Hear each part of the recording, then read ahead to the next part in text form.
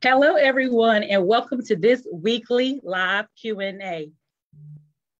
We have our feature member spotlight, Miss MaDonna Williams, and she's going to introduce herself shortly.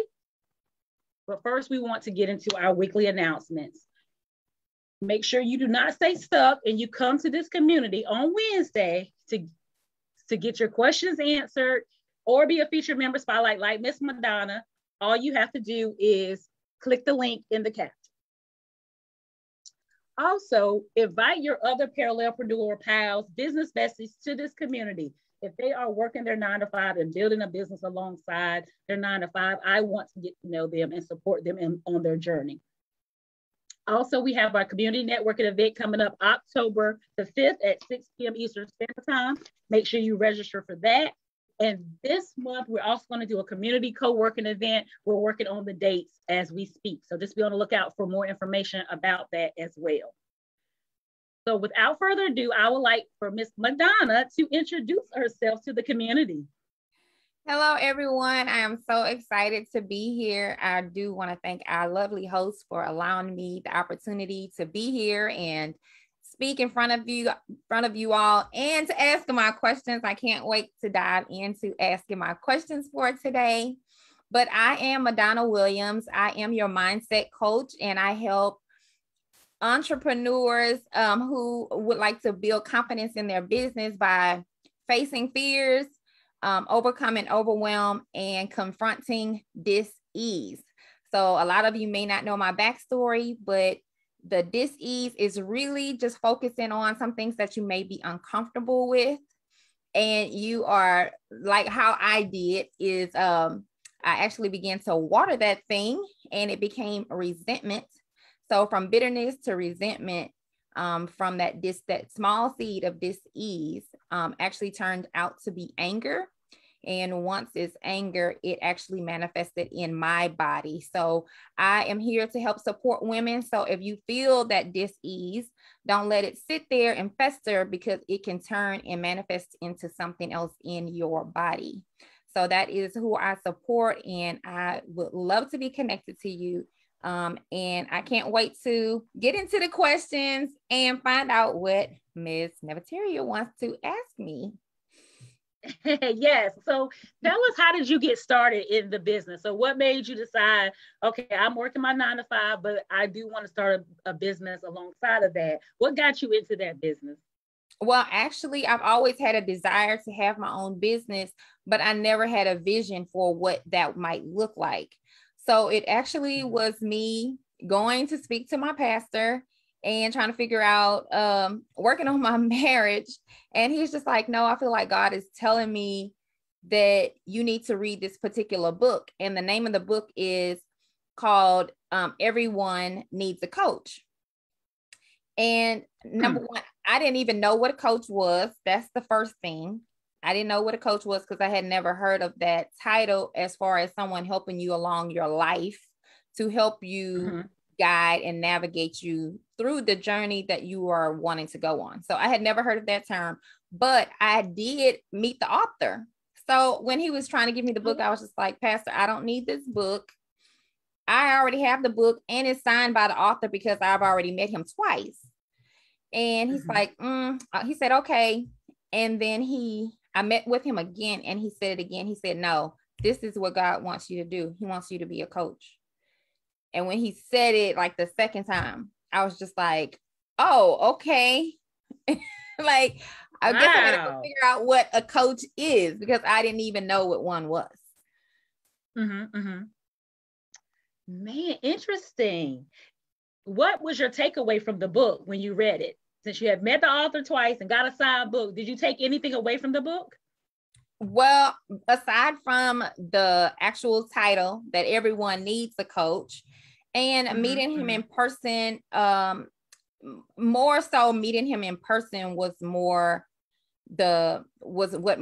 had more of an impact in my life, because I loved how he got in front of people and he inspired them and he made them want to level up in their game, no matter what their game was. Because at the time when I met him, I was actually in the circle of insurance agents, and they were they did so much professional development, and that's why he was brought in, to help them with their professional development. And a lot of people had already seen me like him, because there were opportunities for me to speak in front of the group, and they already saw me pretty much being like what he already was. But I didn't see it for myself, but that's how they saw me. Oh, okay. Interesting. And what do you feel is most unique about how you coach your particular people? For me, I really deal with the heart. So, and as well as not only just dealing with the heart, but I also deal with a lot with the word. Because a lot of times I feel like that marriage of the heart and the word will actually bring about a huge transformation. So a lot of times when we are, and even when I say the heart, you know, in the world, they really talk about the subconscious mind, because we have a lot of things that's laying dormant that we haven't allowed it to come to the top, because we are trying to suffocate our emotions and not deal with them. So we're holding them down, but nothing, you know, we haven't been taught that emotions are safe. It's okay to have different emotions. What's not okay is holding on to them, because that, especially toxic ones, those are the ones who you bring about dis-ease in your body. Gotcha. So how can we, if we talking to somebody, how do we know they're your ideal person for you to work with? A lot of times when I am talking to my ideal client, number one, my eyes light up, because I can hear your pain even beyond you trying to tell me your pedigree. So even if you're looking all cleaned up on the outside and you really trying to tell me, what I really hear is your heart. Like you're overwhelmed, you're tired, you're carrying and trying to maneuver all these different things, and you don't even know how to say no to things and just be at peace with what it is that you already have placed in your hand. So that's mostly what I listen to. I hear them saying, I'm running something at the church, or I'm over something at the church. I'm doing this with the kids. I'm doing this with the spouse. And I'm doing with this with my mom. And you telling me about everybody else, but you don't tell me about you. That's when I'm just like, oh, child, you my ideal. Okay. So if we hear any of those things, they're overwhelmed, they're doing a lot of things, we need to connect them to you. Absolutely. Because they need to learn some boundaries. Absolutely. Okay, good. So how do we connect them to you? How can people find you, whether it's on social media, whether it's your website? How can people get connected with you if they need some assistance that you can provide? Absolutely. The first place I would definitely tell them to go to is my YouTube channel, which is MaDonna, capital I, capital N for Encourage. So it's MaDonna Encourage. Okay. That would be the first place I would tell them, in order to get the resources so that they can start hearing some of the things that they can begin to let go. The second place they definitely can connect with me is, hey, they can connect with me right here on Facebook. At MaDonna Williams, you can connect with me there. Or if you would just want to just hang out with me on Instagram, I'd love to be able to party with you over there. And it's also MaDonna Encourage over there, or my business page, which is Treasure Your Inner Beauty. Okay, wonderful. So y'all make sure y'all connect with Miss MaDonna on all those platforms, Facebook, Instagram, as well as check out her website and see what free resources she has to offer to you.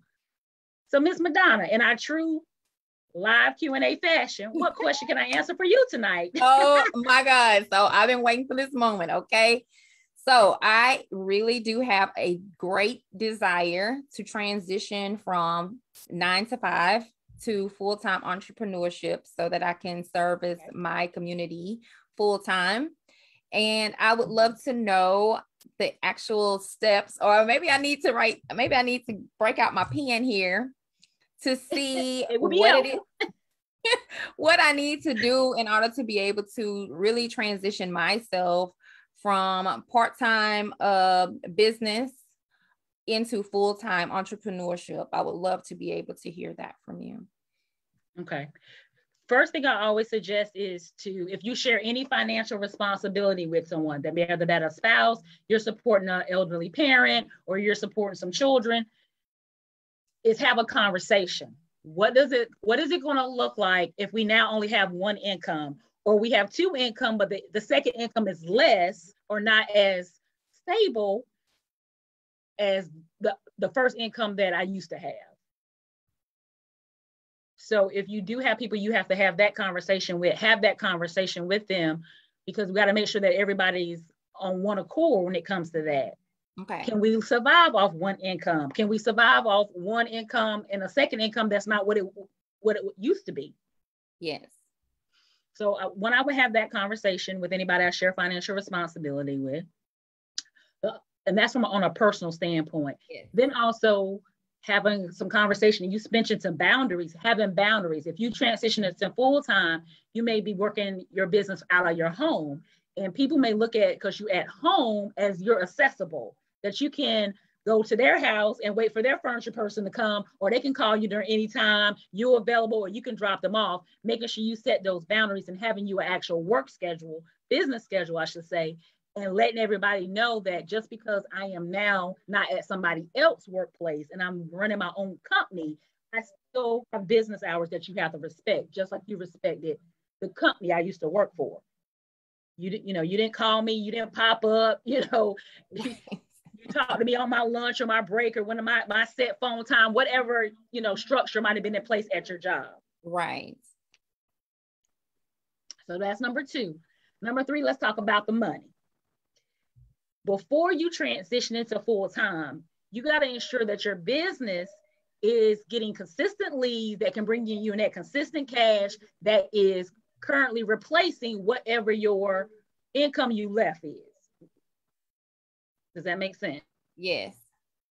So during this time that you're in the transition, you need to really focus in on what does that look like? Who are my clients? How am I serving them? What am I doing to get them connected to me on a consistent basis? How can I dial that in more so I can continue to get those clients, whether it's organic or paid? How are you getting those leads? How well am I converting those leads? And whatever sales tool you're using. If it's a lead magnet, if it's you having a sales conversation, how well are you converting them? When you're converting them, what does that cash look like? How many of those people you got to serve at that rate monthly? How much money you got to make daily? How much money you got to make quarterly to ensure that your lights still come on, that your son's college tuition is still paid, or whatever financial responsibilities that you have? Or if your spouse is expecting you to pay 50% or pay a certain amount of bills, that you can still meet those and meet your business expenses. Yeah. What questions do you have thus far? I don't have any questions on that. I'm golden. Okay. No, I'm good. Okay. So recap. 1, make sure you're having a conversation with anybody you're sharing financial responsibility with. Yes. Number 2, setting the boundaries, making sure everybody's going to give the business the same respect they gave the 9 to 5. Number 3, we got to really ensure before you make that transition that you're making money in the business. We don't, just because you now have 40 hours does not equal whatever money you think you want to make in the business. Or because now you have more time doesn't equate that. You have to make sure that you already have a system in place where you're getting these leads on a consistent basis, you're able to convert them. Doesn't matter how many followers or how many people on your email list, if you're not converting them into people that's going to pay you, then it doesn't matter. And there's nothing, and I know that is your desire, but anyone else that's listening, you can still build a profitable business without quitting your 9 to 5. There's nothing wrong with that being a goal, but I want you to understand what that goal really is and how you have to make sure that you're ready for that goal. Yes, I think that one of the other questions that I had for you. Hold on 1 second. Okay. Hold on.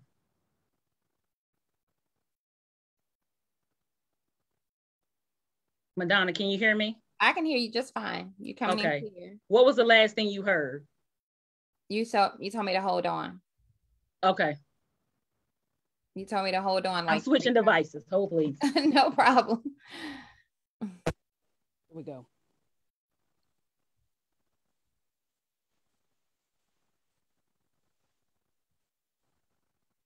Go ahead and do a test.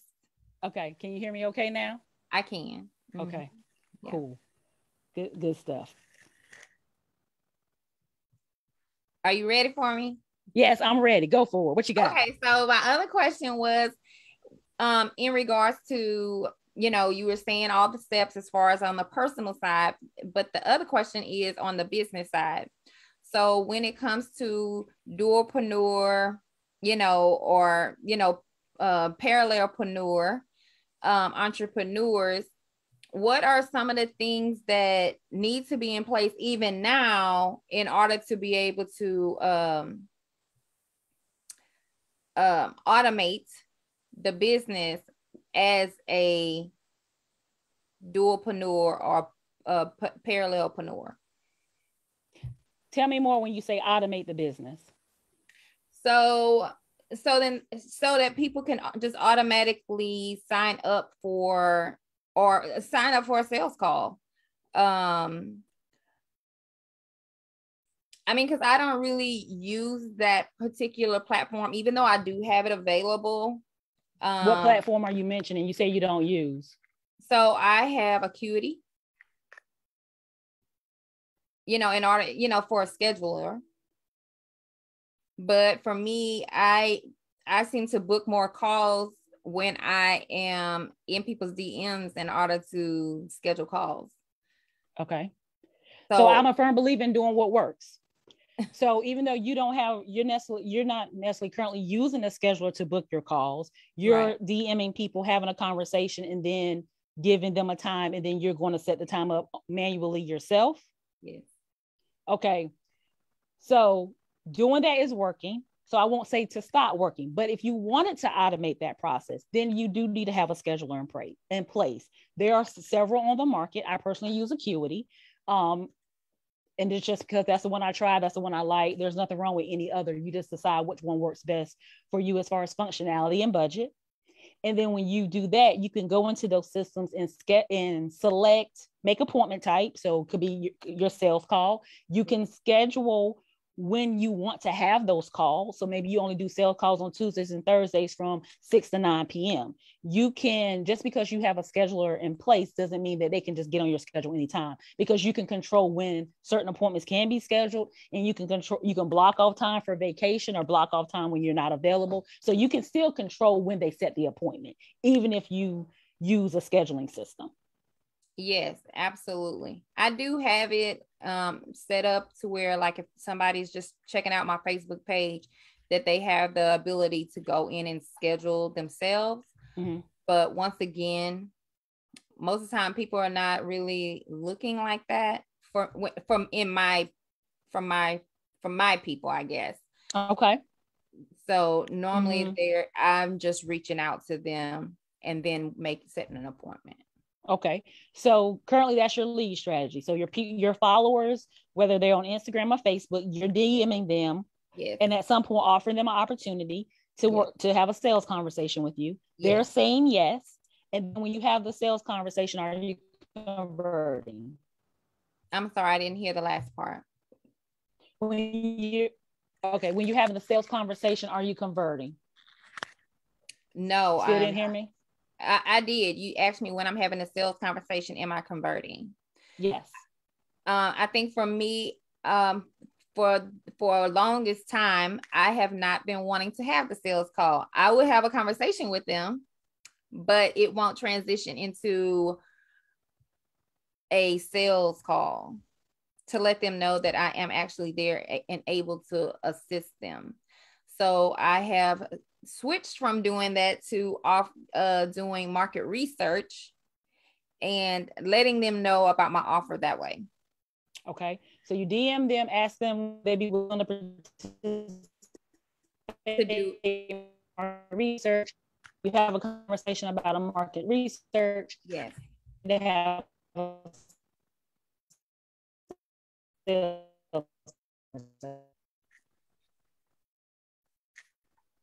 repeat for me.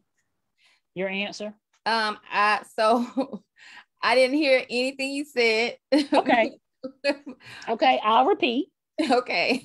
You're in their DMs. You ask them to have a marketing. Will they be willing to do market research? They say yes. When you do the market research with them, if they appear to be a good fit, do you offer to have a sales conversation? I do not follow up with asking them to do a sales conversation. No. Okay. So to add into your what you need to do to be able to transition in full time, you have to get that let's just call it a system, that flow locked down. So you're doing good because you tweak the process. So first you were DMing, you were having a conversation with them, never really making an offer, never transitioning into a sales conversation. So you started DMing them a different opportunity, which was the market research. Now from there, if they are a good fit, then you need to offer an opportunity to have a sales conversation, because you got to start taking these people that are leads, and then you qualifying them through your market research, if they'll be a good fit to work with you. And then you got to offer a sales conversation, because without offering a sales conversation, you never get on a call with them to offer them an opportunity to work with you. And then they're not converting. So you're having all these conversations, whether they were the first conversation you were having that weren't working, to now you're having market research conversations, but you're still never getting people on the phone to offer them opportunity or give them the opportunity to work with you. That is correct. So we're still not bringing no cash into the business. Not through the DMs. No. Not through the DMs. Okay. Mm-hmm. So DM, I will continue to work on that so that it become it. So they say yes to a sales conversation. And then of course you're going to be tracking your results. If I have 10 sales conversations, how many of them am I converting on that first call? How many are converting in follow-up, so you can see your conversion rate? If you have another way that you're getting leads that are buying things from you, just ensure that you keep consistently working whatever that process is. Yeah. Because if the goal is to transition, we have to be having sales conversations and converting these people into paying clients and giving you cash in order to know if the business can sustain your lifestyle, your family's lifestyle, if that's only income that was coming in. Right. What questions do you have? I don't have any more questions. Okay, Miss MaDonna. So your question tonight was, what things that I need to have in place to transition into full-time entrepreneurship as a parallelpreneur? So I'm going to recap one more time. Number one, have a conversation with whoever you share financial responsibility with. Number two, have a business schedule and set those boundaries with them same individuals or anybody else that here all of a sudden now you're no longer working and they think they can call you anytime. Number three, make sure you have a system in place to get the cash. So we kind of talked through Miss MaDonna's system today, and she has a system, but it needs some tweaking because she needs to be offering these people opportunity to have a sales conversation so that she can convert those people, in addition to the other strategy she's currently using that's converting people to pay her, so that we can actually see what money's coming into the business, how well she's converting. So then she can see, have I figured out how to make this business be profitable enough that it can replace and succeed, in Jesus' name, my current income, so I can come off my job in a year or whatever your time frame is. Sounds good? Absolutely. Perfect. Okay.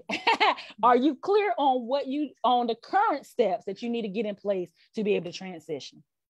Yes, I am. Are you confident if you take the time and set those things up from the business side as well as the personal side, that you can get cash into your business and God can get the glory? Additional cash into your business and God can get the glory. Absolutely. Wonderful. Woohoo! I've done my job, ladies and gentlemen. If you want to get clear, get confident, and get cash, feel free to reach out to me. Feel free to send me a DM, or you can go to bit.ly/book-with-Neff and schedule a discovery session. And let's have a conversation about how you can get clear, get confident, and cash. So until the next time, be profitable and be blessed. Thank you, Miss MaDonna, for joining me tonight. And I look forward to learning all the great things you're going to do moving forward. And I love to hear when you finally transition into full-time entrepreneurship. All right. Bye-bye.